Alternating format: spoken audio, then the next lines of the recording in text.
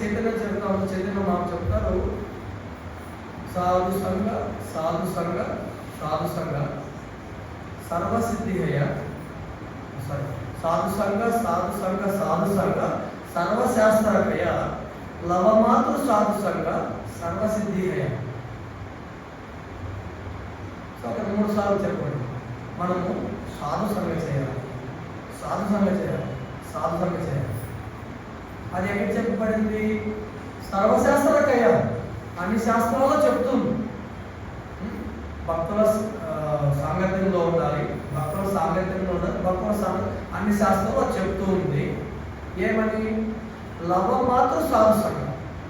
అది సెకండ్ ఉంది కదా, సెకండ్ నిమిషాలు, సెకండ్ తెలుగు ఏమన్నా సెకండే కదా, క్షణం సెకండ్ ఓకేనా?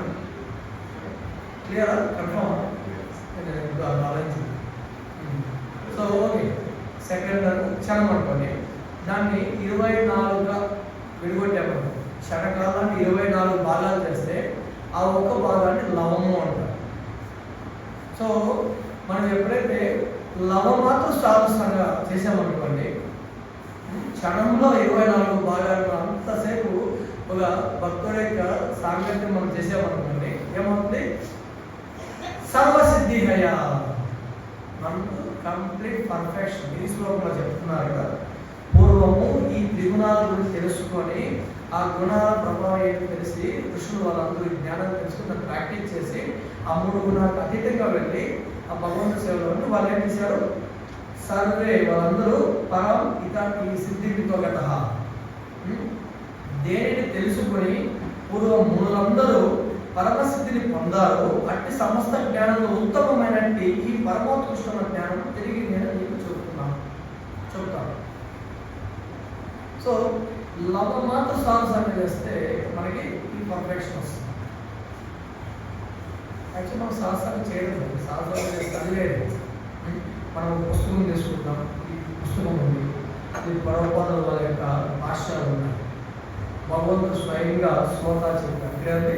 శ్రీ భగవాను వాచ, ఇక్కడేమి శ్రీ ప్రాణాత్మ వాచ చెప్పలే కదా, లేదంటే ఇంకా సో వేరే చెప్పలే కదా.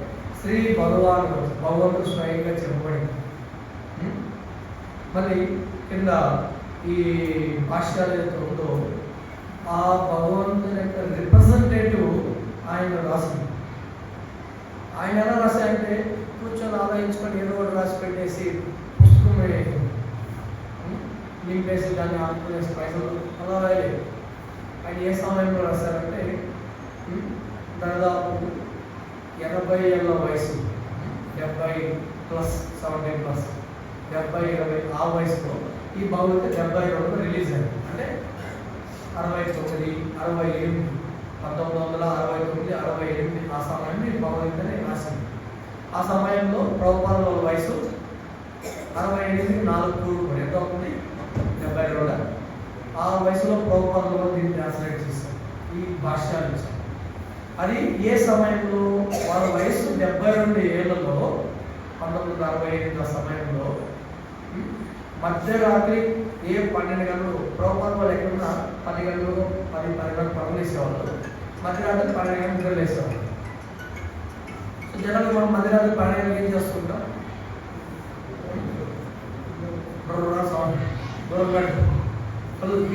ఏం జరుగుతుందో తెలియదు, అంత డీప్ స్లీప్లో ఉంటారు. కానీ వాళ్ళు ప్రభుపాదుల ఆ వయసులో మధ్యరాత్రి ఇలా కూర్చొని వ్యాసాసంలో కూర్చొని వాళ్ళందరూ ఒక పెద్ద టేబుల్ ఉండేది. ఆ టేబుల్ పైన దాదాపు 8 మంది ఆచార్యుల యొక్క కామెంటరీస్ ఉండేవి. మధ్వాచార్య, రామానుచార్య, నింబార్కాచార్య, విష్ణుస్వామి, విశ్వనాథ్ చక్రవర్తి ఠాకూర్, నరతుంగ, ఇట్లా పెద్ద పెద్ద ఆచార్యుల యొక్క కామెంటరీస్ ఉంటాయి కదా. ఆ కామెంటరీ, ఆ పుస్తకాలను పెట్టుకొని సద్ధర్మ సంస్థాపన, ఏదైతే నిజమైన ధర్మం అయితే ఉందో దాన్ని స్థాపించడం కోసం, కృష్ణ భక్తిని లోక కళ్యాణం కోసం అందించడం కోసము ఆయన మధ్యరాత్రి 12వ గంటల కూర్చొని 8 మంది పుస్తకాలు పెట్టుకొని దాని ప్రతి ఒక్కటి చదివి ప్రతి పదానికి మీనింగ్ ఇచ్చారు. Word to word meaning. ఎవరి కోసం ఇచ్చారు? మనం ఈ జ్ఞానాన్ని తీసుకొని మన యొక్క జీవితాన్ని పరిపూర్ణం. మనము దేశాన్ని ఉద్ధరిస్తామని అది సెకండరీ. మనం దాన్ని తీసుకొని మనం సీరియస్గా ప్రాక్టీస్ చేస్తాము, దాన్ని బెనిఫిట్ పొందామనేసి వాళ్ళు ఆల్రెడీ కష్టపడారు. మధ్య ఎన్ని రాత్రుల్లో వాళ్ళు 12 గంటలు 12 గంటల్లో కూర్చుంటే 4-4:30 వరకు వాళ్ళు కంటిన్యూగా కూర్చుని ట్రాన్స్లేట్ చేసేవారు. ఒకసారి ఒక భక్తుడు కొత్తగా వచ్చారు, అప్పటికి ఒక 1 వీక్ అయింది కొత్త భక్తుడు. ఆయన వస్తే ప్రభుపాద వాళ్ళు అట్లా అబ్జర్వ్ చేసి, నువ్వు చూస్తే మంచిగా టైప్ చేస్తున్నావు, అప్పుడు ప్రభుపాద పేరుతో పుస్తకం పేపర్లో రాసేవాడు. అలా రాసి సో అలా ఉంచేవాళ్ళు. ఆ భక్తుడు నీకు ఏమొస్తుందంటే ఆయన టైపింగ్ అన్నీ వస్తుందని చెప్పారు. ఓకే, నేను అబ్జర్వ్ చేయడం మంచిగా టైప్ చేస్తావు, ఏం చేస్తావంటే ఒక చిన్న ఇస్తాను టైప్ చేయాలి. సో అతను వెళ్ళి కంట్రోల్ టైప్ చేసేసి సో నేను టైప్ చేసేసాను ప్రాపర్. ఇంకేమైనా ఉంటే చెప్పు.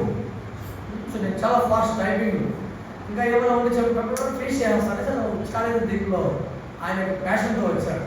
ఒకసారి భక్తులు వస్తారు ప్యాషన్ అని వస్తారు.